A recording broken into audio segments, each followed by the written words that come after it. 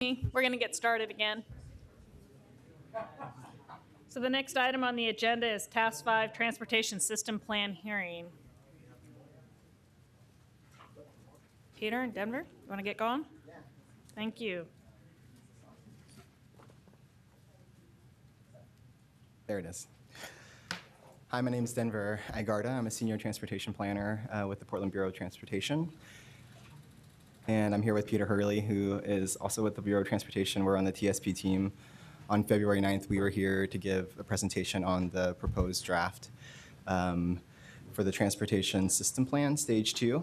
And we just want to take a couple minutes at the very start of the hearing today just to review a couple items so that we can move on to the public testimony. We have 3 dates with you over the coming weeks. Today, obviously, as our first hearing with public testimony. We also have the 22nd of this month, and April 12th is scheduled for the Planning Commission work session and potential vote.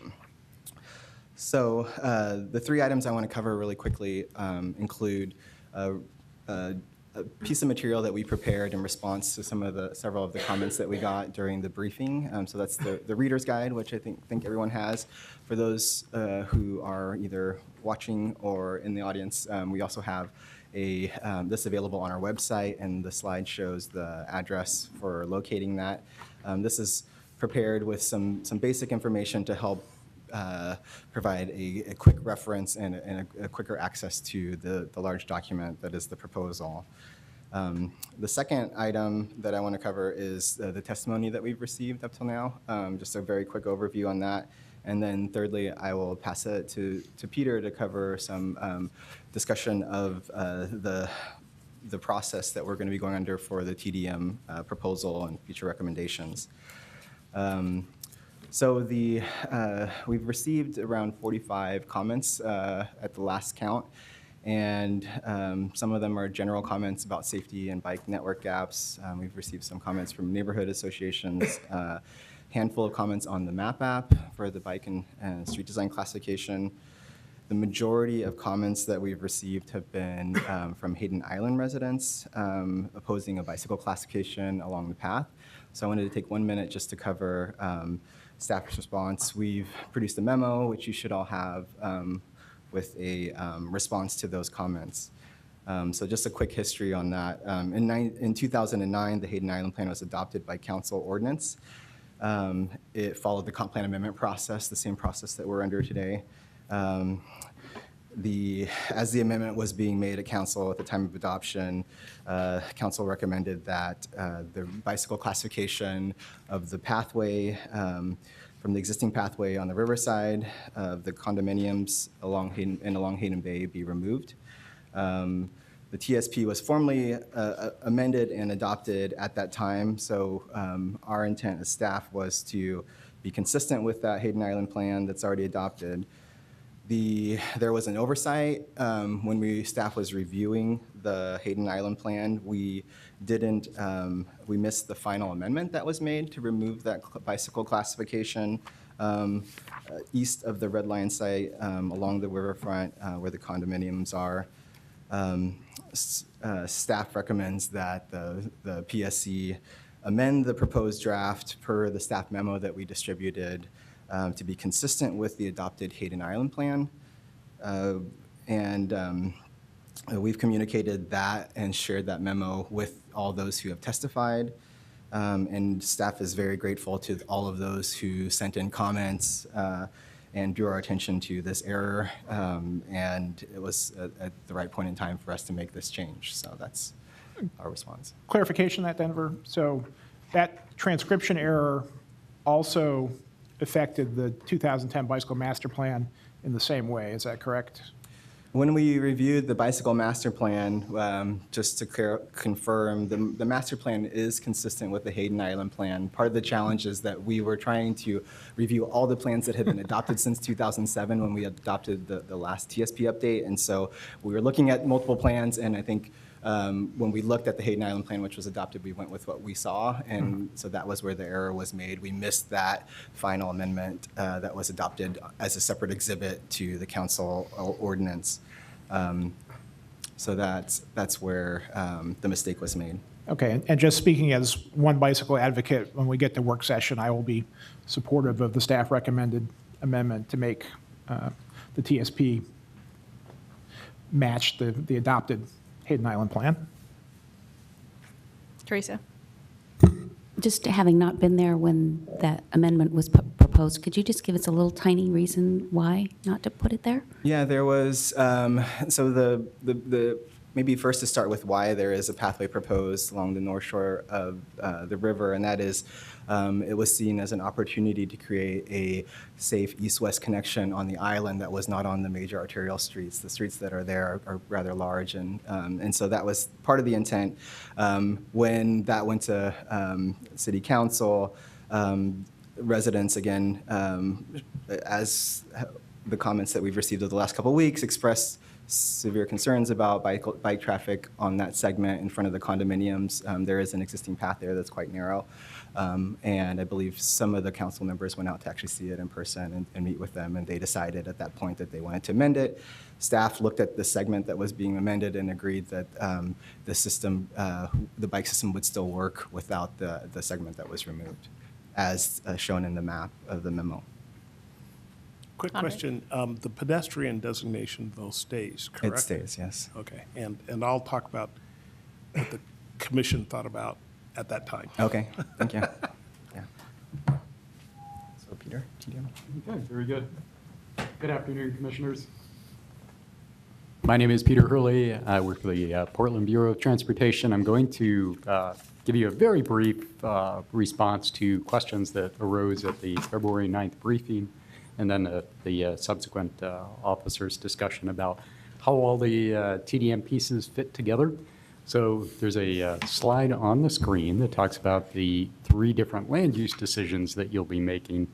And the first decision that you, or the first recommendation that you made was back on January 26th, where as part of the campus institutional zones, you made a recommendation that transportation demand management plans should continue to be required. They are required as part of a conditional use master plan or an impact mitigation plan currently. Your recommendation would be if with the creation of the campus institutional zones to continue to require a transportation demand management plan. What's before you at this point between now and April 12th, which is when you are scheduled to make a recommendation on the TSP, is this piece, which is the Title 17 language. There's a single page in the transportation system plan that says what is required to be in a transportation demand management plan. So the idea is to provide greater clarity, greater predictability, both for applicants and for neighbors on what is in a TDM plan.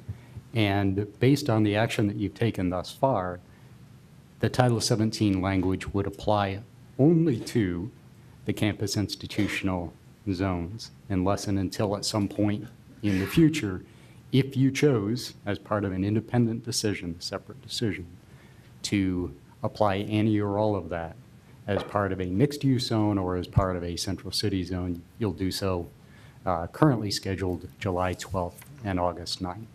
So what we're focused on, what we're asking you for a recommendation on is the Title 17 language that's on page 3 of Chapter 14 of the Transportation System Plan, a single page, saying this is what should be in a transportation demand management plan.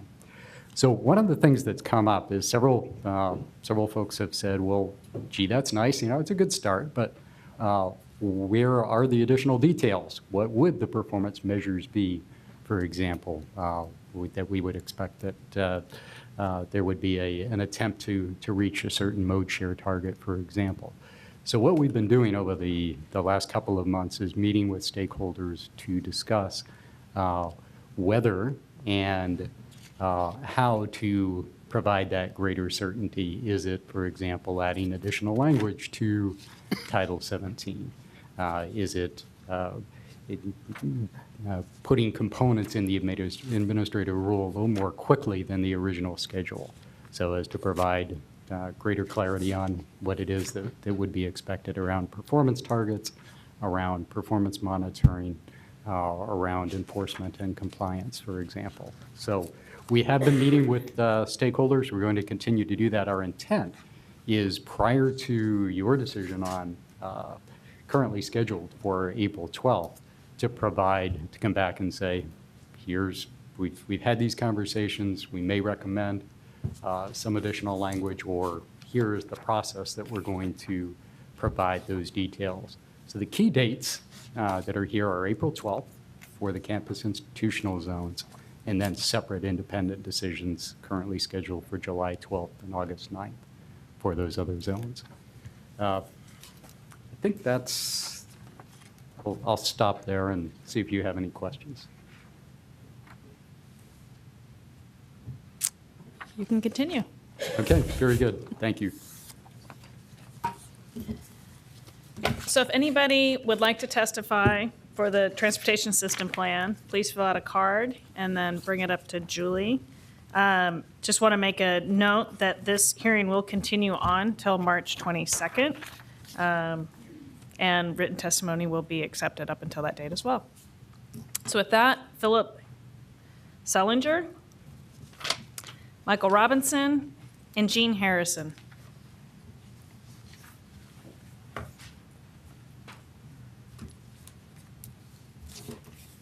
I hate to be in the middle. Go ahead. All right, good afternoon. I'm Phil Sellinger, a Northwest Portland resident, retired TriMet planner, and a participant in PBOT's Transportation Expert Group that wrapped up its work last week. I compliment the PBOT staff for a lot of hard work and responsiveness to TEG input to this process. I fully support the written TEG comments, but I'm testifying today on my own with 4 points to make. One is the TSP is a complex administrative document with many moving parts, but it fails to invoke a vision that fulfills the city's longstanding legacy of successful transportation innovation. As a 20-year plan, it needs to anticipate technological changes and new opportunities. Big ideas are missing. While the TSP cannot predict these things, it should consider the city's ability to respond to changing needs and opportunities. Second, transportation demand management is an essential transportation strategy that can meet the needs of a wide range of residents of all incomes and abilities. The great advantage of Portland's compact urban form is the range of options for using walking, cycling, transit, and shared modes and combinations tailored to diverse neighborhoods, lifestyles, and needs.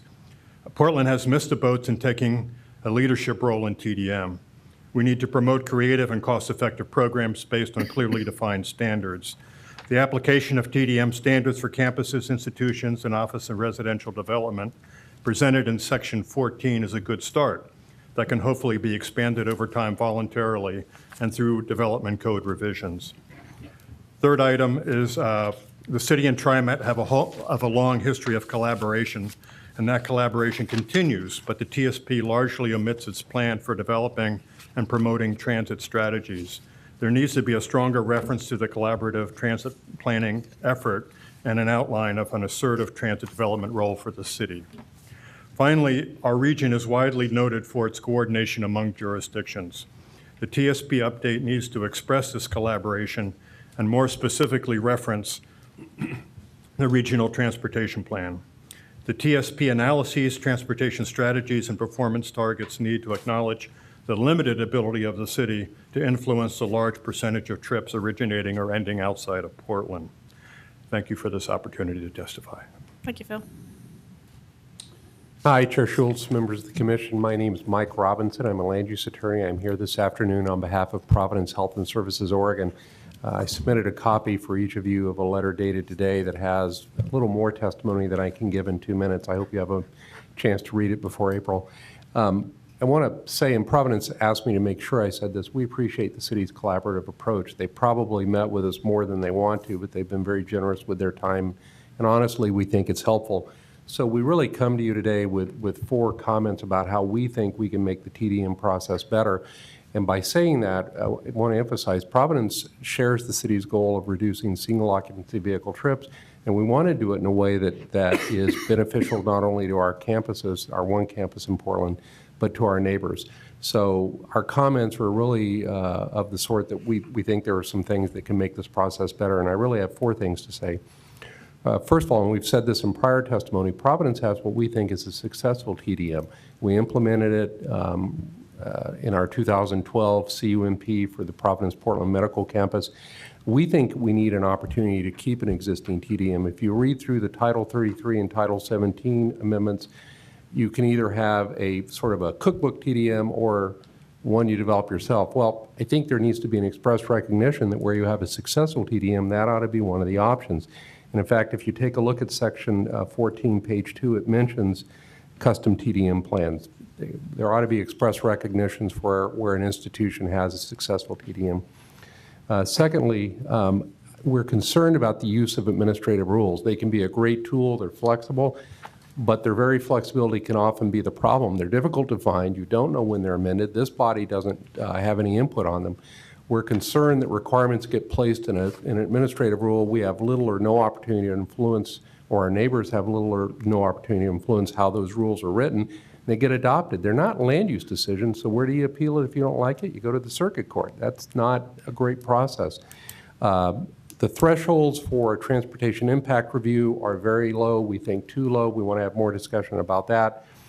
And lastly, by the time you bunch all of these fairly disjointed processes together, it looks to us like we're not so much a permitted use as we are back to the CUMP standard, because if we build 4 parking spaces, we're into a discretionary land use process if we don't like the TDM or the TIR results.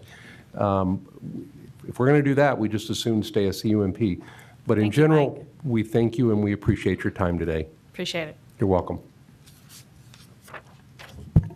Good afternoon. Jean Harrison. I'm the chair of the NWDA Transportation Committee, and I'm speaking on their behalf. First of all, I'd like to thank staff for the many hours that they spent working on this update, and especially for the help that they gave me so that I could explain it to my committee. We have a few recommendations for changes. They're fairly minor. One is under the bicycle objectives. Policy 6.26F uses the term for a variety of bicycle types in describing what kind of parking you're supposed to have for bicycles, but it's not, that language is not carried over to 627D and 627E, and I think it should be. Because there's more and more people living in apartment buildings who only have bicycles, so they have bicycles that are larger, cargo bikes. They have, if they have families, they may have a carrier for their children, and the current regulations don't really adequately address space for those kinds of things. That's not the sort of thing you can park in your apartment, especially if it's 300 square feet.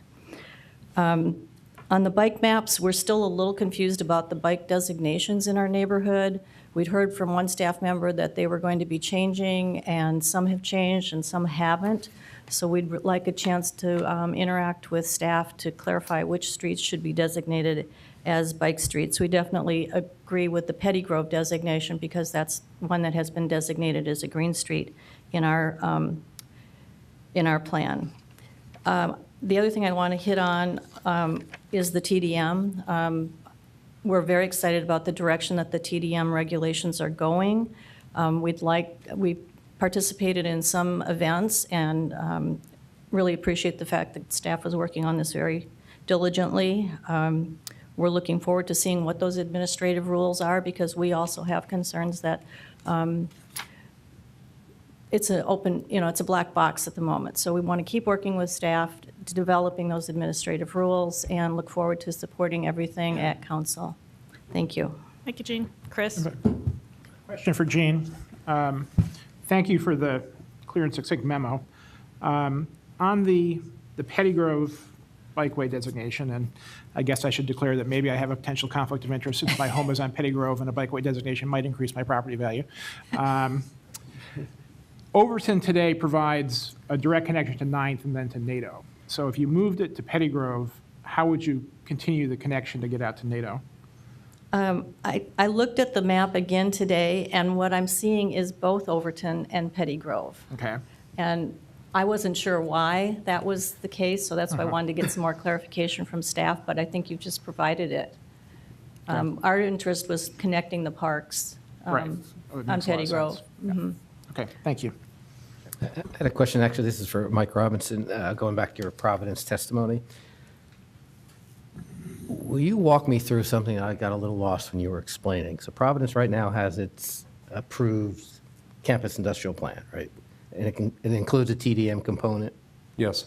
And when campus industrial came before us a month or two ago, we agreed with testimony you and some other representatives of the campus institutional people said, if we have an existing TDM, we should be able to keep it. It should not expire. So we know it's going to continue in effect through its approved lifetime. Well, if the council agrees with you.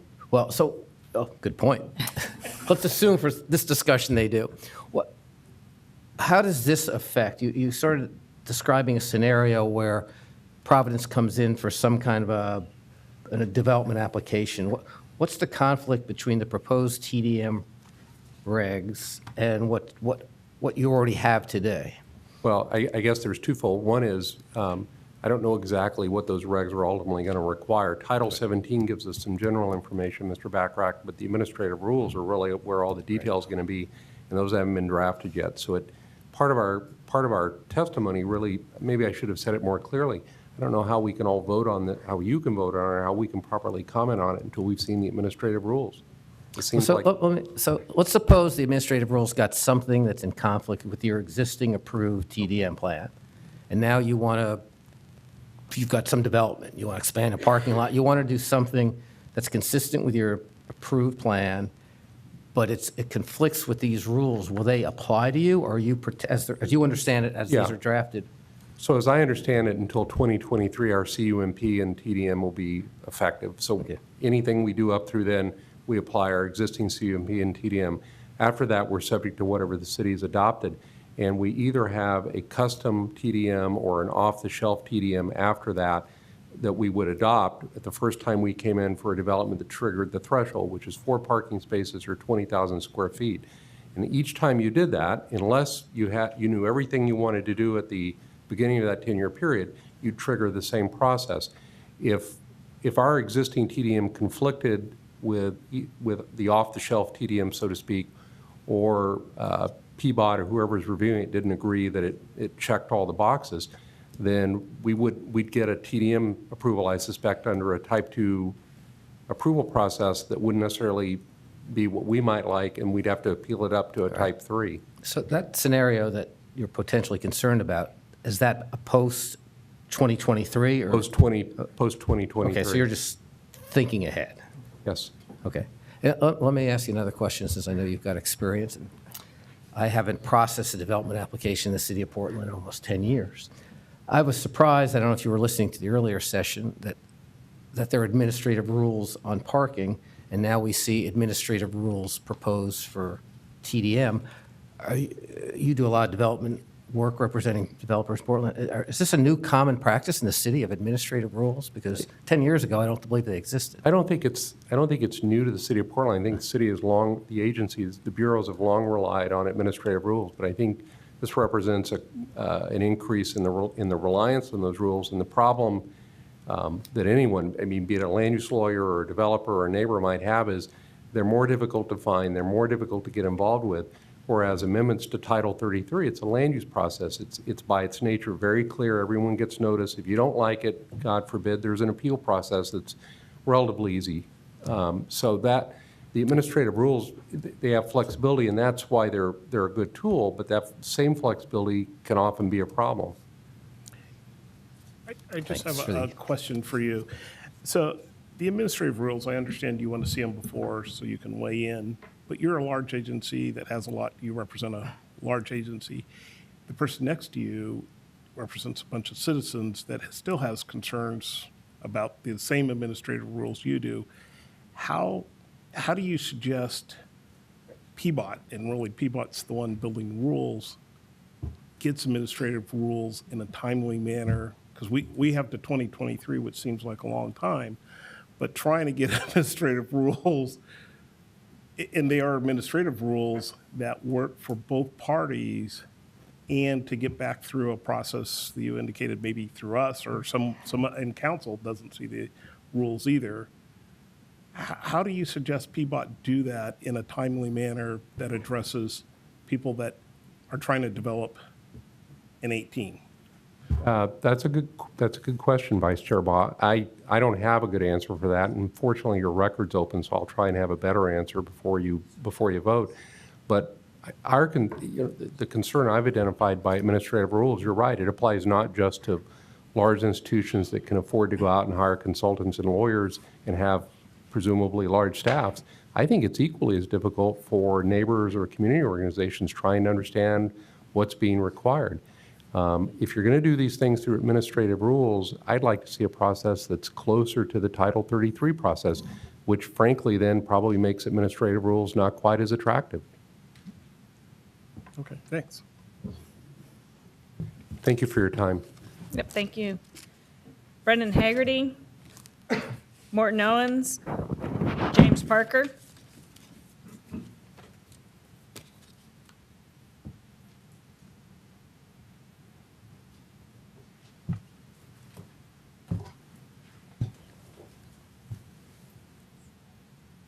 Go ahead.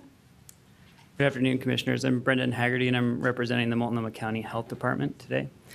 I want to make two broad points in support of the TDM proposal and the TSP. The first is to illustrate our interest in that proposal by just articulating the linkage to health. And one of the things that's exciting for us about this is that transportation decisions can help influence the leading causes of premature death in our county. Those causes are chronic diseases like cancer and heart disease. And those are diseases that can be traced back to a lack of physical activity or exposure to harmful air pollutants.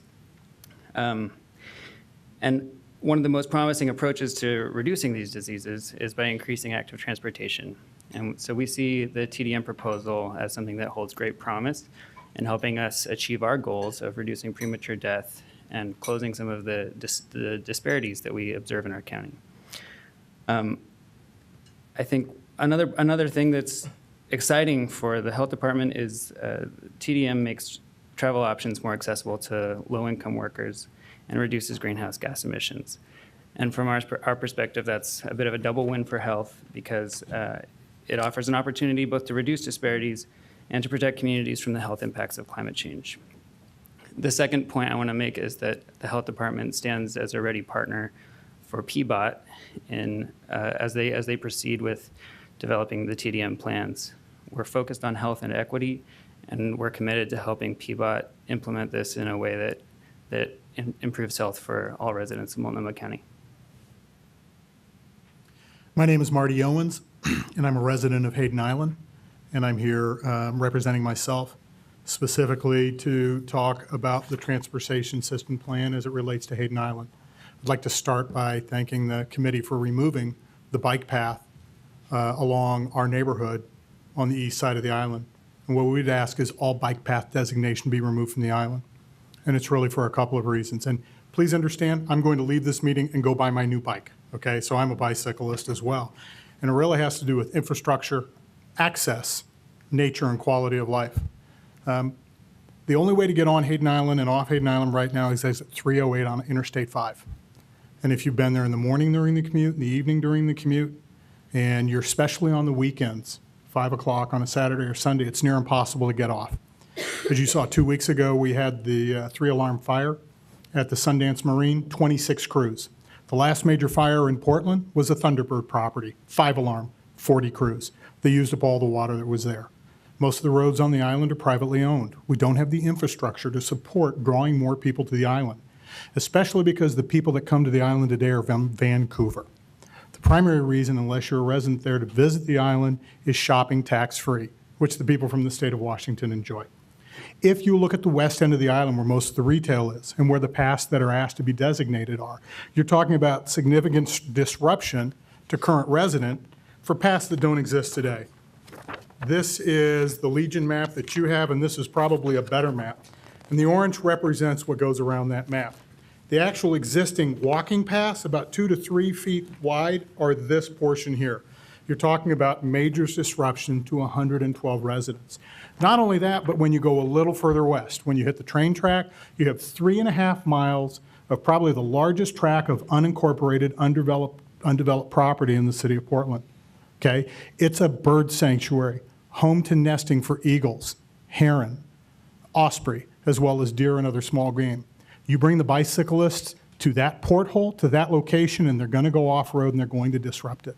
Finally, I would tell you, when you cross under I-5 to the west part where the Red Lion is, where it would terminate just beyond that property, the space between the Columbia River on the north side of the island at the Red Lion, they use to set up rooms, they use to move goods around. It's basically, for them, a road, a thoroughfare.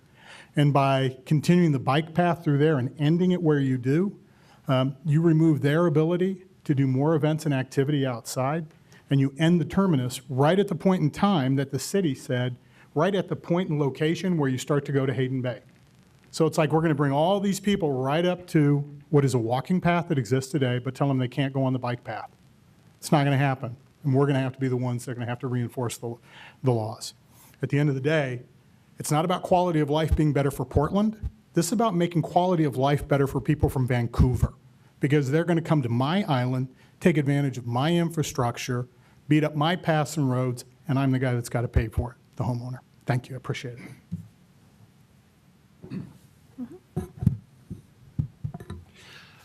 My name is Jim Parker. I'm representing myself, although I am the transportation chair for the Laurelhurst Neighborhood Association. I will be, after I have time to consult the board of that association, I believe we will be submitting written testimony. Testimony that is in support of and compliments PVOT for its work on the TDM plan. The points I make are brief, that we are very much in support of the facilitating the growth of institutions such as the Providence Medical Center, on which we are dependent and which we're proud. At the same time, we must agree that there's no way that infrastructure changes are going to take care of the load of over 500,000 new commute trips in the next 20 years. We have an intersection in our neighborhood, and I've heard from other neighborhoods too, that there are intersections that are already very problematic and that are not on the TSP list of projects. So it does seem then to us that the performance targets that are set forth to really do facilitate the growth of institutions by keeping the traffic load as much as possible at the present level, setting performance targets of for a non-SOV rate. Contrary to the allegations that we have heard, performance targets don't conflict with facilitating the growth of institutions. In fact, they make those goals attainable.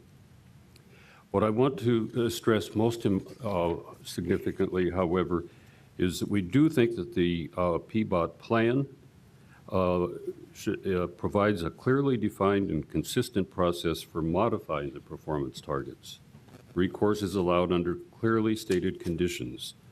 We want to be sure that this process prescribe a Type 2 hearing that assists institutions and PBOT in the ongoing work of matching ever-changing TDM strategies to the requirements of various sites. Thank you, James.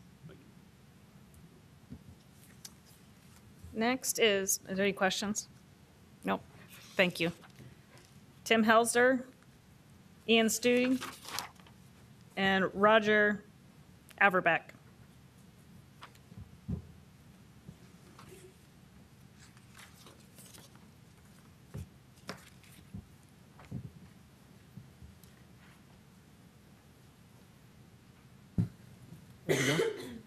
Good afternoon. My name is Tim Helzer. I'm a resident of Hayden Island. I'm here representing the Hayden Island Neighborhood Organizations Network that represents approximately 2,800 people on the island, including residents and businesses. it opposes the reclassification of walking paths to bike paths on Hayden Island. First point, City Council decision of 2009 included no Hayden Island bike paths around the bay. It was not feasible, it was not safe, it was not affordable. I was instrumental in helping the City Council see that, invited them out, they did a site visit, they walked it, they could see that it was not safe, that it was not feasible. It probably was not affordable because of the buildings, the swimming pools, and the steep bank. Subpoint to that, the Hayden Island plan on which PBOT has based its recommendations does not reflect Hayden Island interests. It was built specifically to support the Columbia River Crossing plan. There is no Columbia River Crossing bridge as proposed. All of the connections to that bridge that were extensive throughout the island do not exist, and the Hayden Island plan has been out of date since the Columbia River Crossing ceased to exist. Point number two, the remaining parts of the island, bike path proposal, which you see on your map, will eliminate 112 units in the manufactured home community. I think that you need to take a look at that and consider it seriously when you're considering whether you should adopt this plan. Thank you. Thank you, Tim. Good afternoon. I'm Roger Averbeck. As a volunteer, I serve as co-chair of Portland's Pedestrian Advisory Committee, speaking to you today on behalf of that committee in support of transportation demand management that's proposed by PBOT. We support expanding TDM requirements from campuses and institutions to mixed-use zones and employment sites within the central city as proposed by PBOT. We believe TDM is a relatively quick, inexpensive, and effective strategy to increase walking, biking, and transit use in the city. We think it's a critical strategy for managing traffic and parking demand, and especially effective not only when combined with expanding pedestrian, bike, and transit infrastructure and service, but also when it includes disincentives to single occupancy auto use, such as priced or restricted parking. We support key elements of the TDM proposal, including the requirement for residential and office buildings over a certain size threshold to provide residents and employees a mobility incentive. We support allowing the employees and residents to choose how they want to use their incentive, whether it's for supporting walking, biking, or transit. And we support the incentive being substantive enough to change travel behaviors.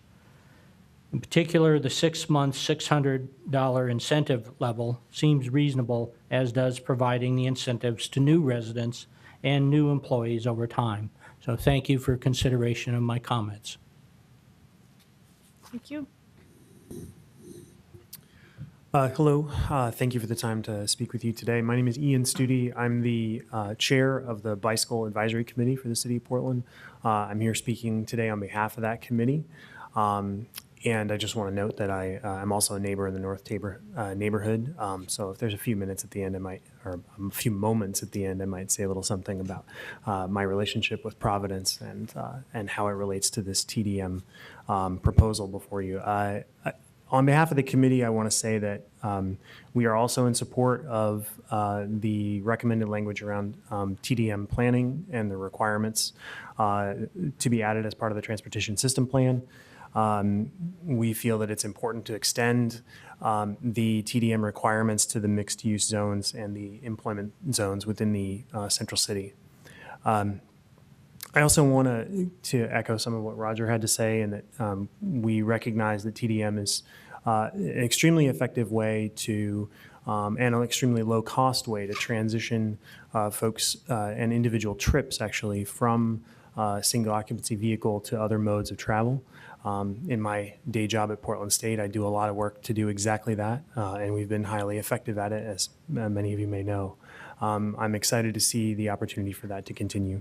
The advisory committee also supports the potential administrative rules that would include requirements for development in these mixed-use zones and in the central city to provide incentives to encourage non-SOV travel through effective means.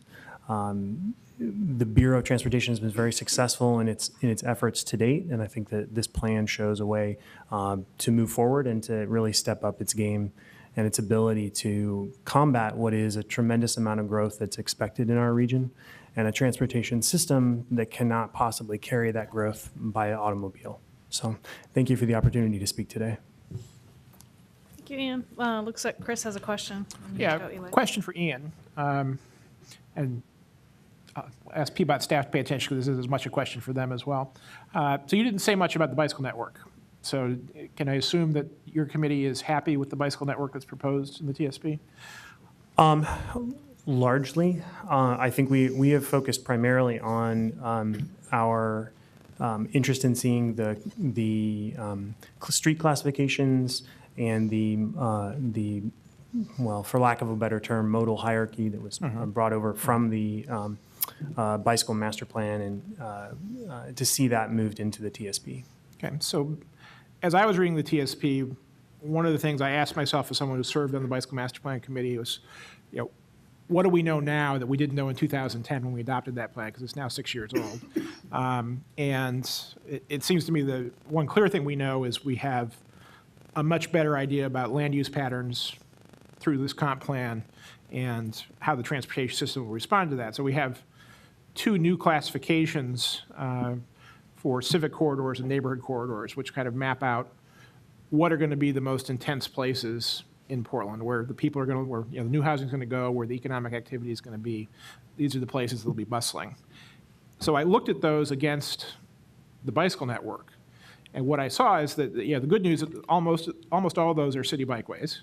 The bad news is that they're all city bikeways and very few are major city bikeways.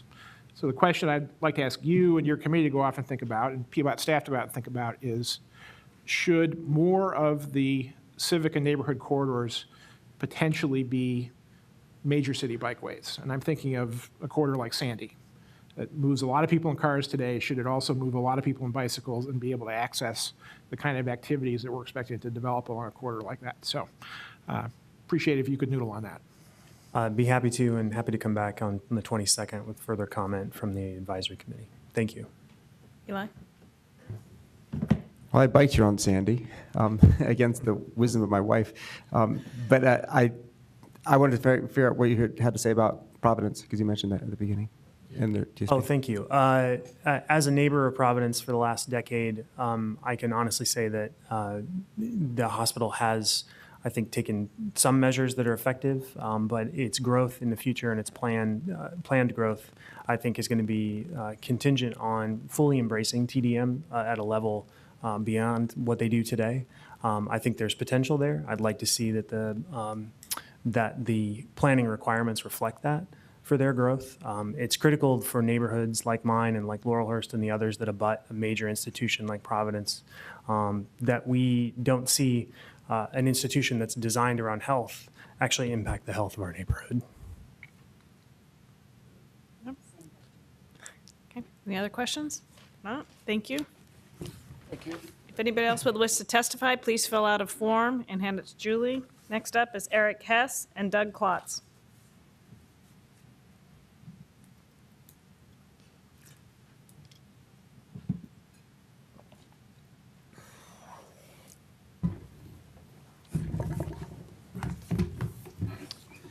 Great. Thank you, Chair Schultz, members of the commission. My name is Eric Hesse, Strategic Planning Coordinator at TriMet, who I'm here representing today. I also represented TriMet on the TSP Transportation Expert Group and the Networks PEG before that, so have been tracking this for a number of years, and generally a policy liaison to the Bureau of Planning and Sustainability and PBOT.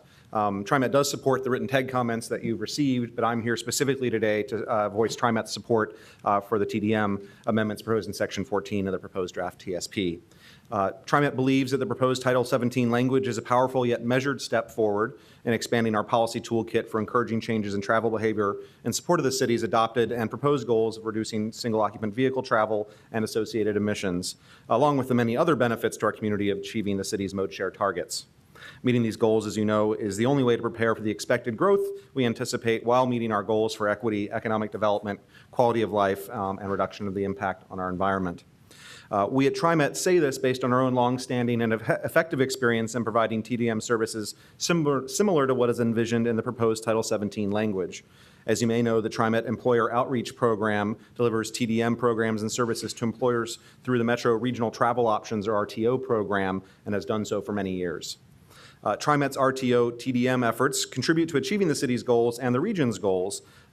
We reduce vehicle miles traveled by educating employers, offering promotional campaigns, meeting with employees, producing online communications, and supplying educational materials for using transportation options. I do have some copies of those that we have for employers if you're curious. The TriMet program serves employers and colleges of all sizes in the Portland metro region with these resources, and also administers Oregon DEQ's ECO program. We are already working with an extensive and diverse network of employers and institutions on TDM. As of last year, we have programs in place at over 1,900 work sites and campuses across the region. Subsidies for transit are offered at over 1,200 employer work sites and campuses, and TriMet Pass programs are offered at over 150 work sites and campuses. While the program has been focused, it's an employer program after all, primarily on that, we do also work in residential areas as service changes take effect. And so I think the suite of services envisioned in Title 17 is something that we're comfortable with and have experience with. We have seen impressive results from these efforts as well. These Thank TDM you, sites, yep. Oh, Thank sorry. you. Okay, looked like I had 30 seconds. It's going the other direction now, I see. Okay, thanks. I'll submit the rest of this in writing so you have the rest of it Please as do. well. Thank you. Hi. Doug? I'm Doug Klotz, speaking as a resident of the Richmond neighborhood. I support what Chris is talking about in the civic corridors, neighborhood corridors, being a place to bike. And I do note in the TSP bike map that almost every civic corridor is designated, has a bike designation. Cesar Chavez does not, even though we got it on Sandy, Powell Division, Hawthorne, Belmont, not Cesar Chavez. So I would add, at the very least, add the city bikeway classification on Chavez from Sandy to Woodstock, just to be consistent with all the other arterials. Now, obviously, it's difficult to ride there now, but then it's still difficult to ride on the others, too. This is planning for the future. But I would echo what Chris has said, that the reason people are riding on Chavez now, mostly on the sidewalk, is because you can tell it goes through.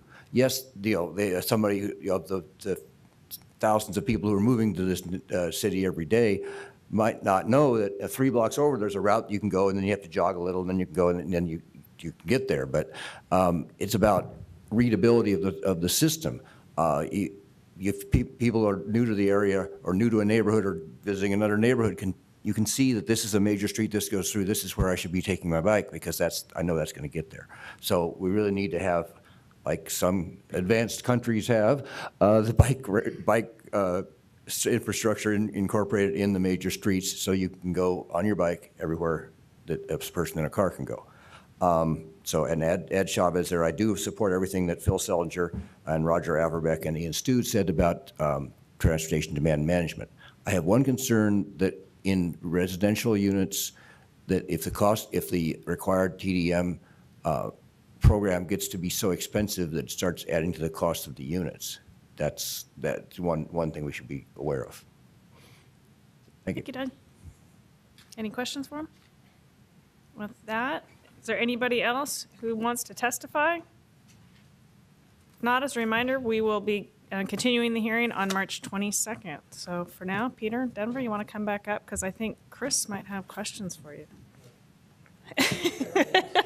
Are you covered now? Well, somebody else might, just in case. So why don't you come on up?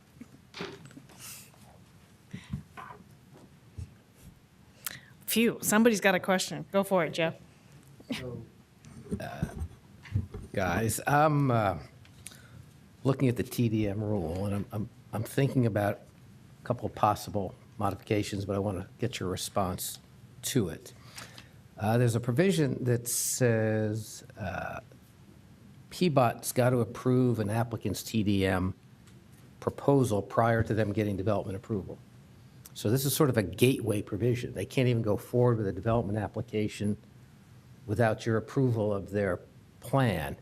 Do you have other authority like that in other situations where a development application gets stopped at PBOT and can't go forward? Is this a new tool you're asking for? So just for clarification, go ahead and read that sentence if you. Okay, I'm looking at. Because I'm thinking that, is this the one, the TDM plan approved in writing by the Portland Bureau of Transportation is required prior to development approval? Yeah. Okay. So the application can continue to move forward.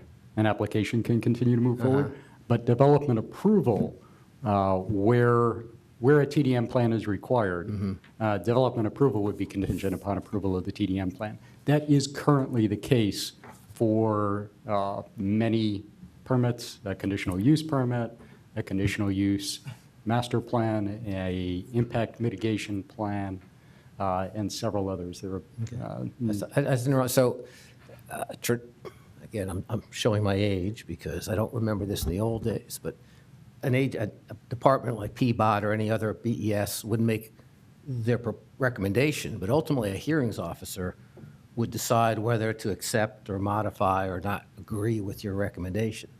But you're saying a hearings officer would not have that authority. The code would say, even if a hearings officer finds everything in compliance, if you're not satisfied with the demand management plan, that's a veto power this code would give you? I think you have made an accurate distinction. A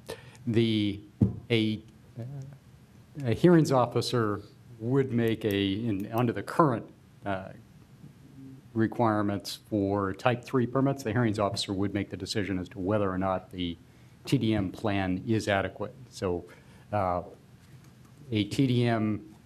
determination of a TDM plan and whether or not that meets adequacy standards is something that is part of a development permit approval at this point in time. If it's a type 3 permit, it would be in this case, the hearings officer that would make that decision.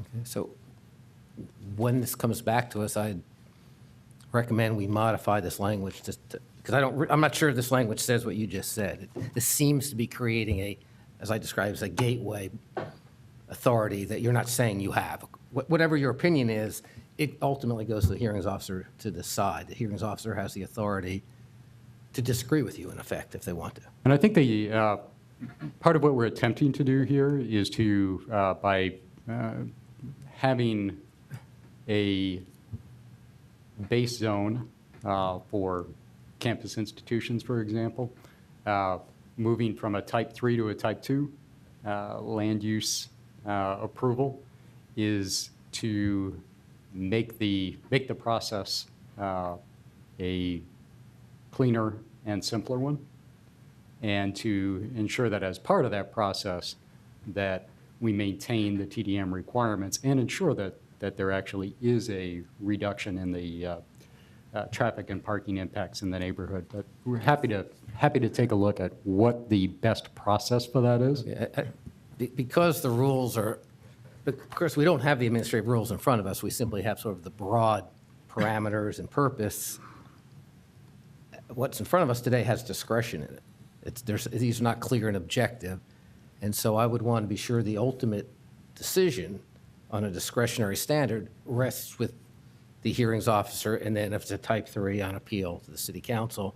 And again, obviously the PBOT's opinion is going to carry a lot of weight in that process, but I just want to be sure it's not given some kind of a veto, gateway, whatever we want to do. And I'm concerned the way the language is written now, that's not clear. So if we're in agreement on what I'm saying, then all I'm asking is the language to more clearly reflect that. And I think I'll also take a closer look. You're raising a very good point, and I want to make certain that I fully understand. Right. So again, and then the second one, and this goes to some of the concern that's been raised about using administrative rules to implement. This is important policy stuff. We have broad stroke policy. We don't have the details on how it's going to work. And I don't have a good answer. I understand the desire to, administrative rules are a helpful tool. On the other hand, we heard testimony that I'm sympathetic to. Administrative rules kind of happen under the radar. At a minimum, I noticed the provision about administrative rules. It notes that the administrative rules are intended to implement both Title 17, which is kind of PBOT's regs, but it also implements Title 33, which is BDS and planning's regs. And yet the authority to make the rules only goes to the director of PBOT. Now, I don't want to create more work for Susan, but it seems to me that if we're giving authority to bureau directors to sign off on administrative rules that implement Title 33, which is kind of our bailiwick, I would think both bureau directors would probably need that authority. Is that? We'll take a look at that one. I do think, there's administrative rules and everything from garbage to transportation to housing issues that bureaus do make very substantive decisions about and set those rules, and there are hearings on those administrative rules. I'm more focused, though, Susan, on administrative rules that affect the land use application. And housing bureaus can set rules in response to,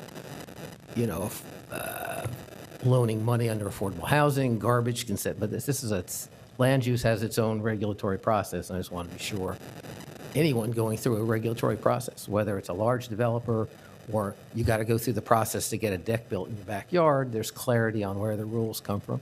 And so I don't know if this helps, but I would just want to be sure whatever administrative rules are implemented to implement TDM, there's an equal balance between PBOT's perspective and what might be a larger perspective coming out of the planning side. So those are my two suggestions as this comes back to us. Thank you. Very good. Thank you. Eli? Yeah.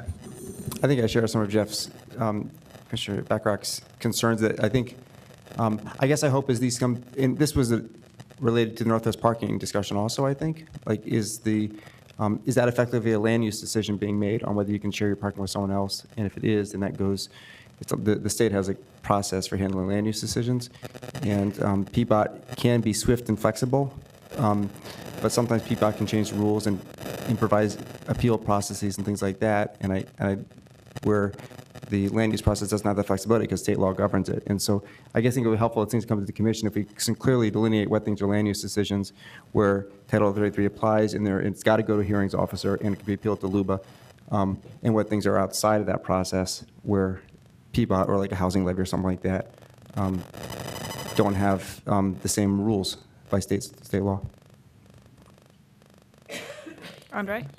I'm going to roll through a whole bunch of things, but relative to this conversation, can you have the city attorney delineate the administrative rules, what is land use and what is not? Because I think we're going into the weeds here a little bit, and we're looking at 30 years of what's going to happen in the future, and administrative rules change over time, and I'm concerned that we're going to make some policy here that we're going to be overreaching a little bit, and I would like to make sure we understand what we can do. Well, I mean, we can certainly do a lot, I guess, but what we should be doing and areas where I guess this issue or other issues, council doesn't even see the administrative rules. So what would we reasonably expect to be a land use rule? My issues really just kind of questions for us and some things to think about is Hayden Island. First, when you start thinking about biking and pedestrian use on Hayden Island is we have a comp plan. In that comp plan, we have a base zone that we adopted in terms of housing, 10,000 units in the next 20 years. So if you think there's a lot of people there today, think in the future. Second, as part of that, the TSP, as a part of that, we recommended the city look at a local bridge, and that bridge would contain bike and pedestrian uses to get more bikes and pedestrians on the bridge, onto the island. And so again, let's look in the future and not look today at what the uses are. Third, if you go back a little bit to when the Hayden Island plan was adopted, part of the argument and part of the issue about trying to get people near the river was just that. We have very few places in the city, and we have fought long and hard to get eyes on the river where you could ride and walk on the river. The long term was the intent was the city somehow was able to buy and improve those areas that are private, make them more public over time. But to lay out an intent, a long-term intent to do that. And so thinking about removing the bike and things, you start saying, well, there's 10,000 more people coming and all the bikes and stuff, and they can't ride on the river. Just think about that in the future. Today, it probably makes sense. And I would also have us look at, as we think about Hayden Island, the development potential in the future as we go forward is significant. If we start making it less attractive from alternatives, do we limit that development potential?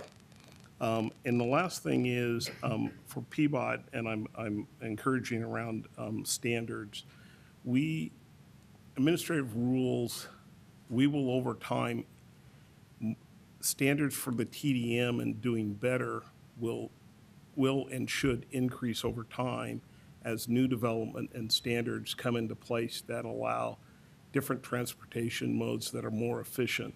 And it seems to me setting a standard today through an administration rule that any entity says is good today is probably not going to be as efficient 10 years from now, and certainly not 20 years from now.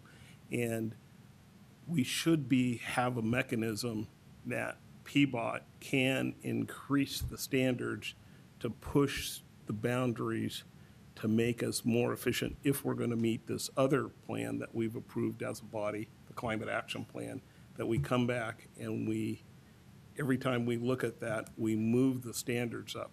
And if the things that we have to do to meet those standards don't increase with them, we're then not moving in sync, and we put really the city and those entities in a bind because they're the major entities we're looking to contribute to reduction of CO2s, that we set the 50,000 foot level, and then we come down to the ground and say, you need to get more people on transit or bikes or walk.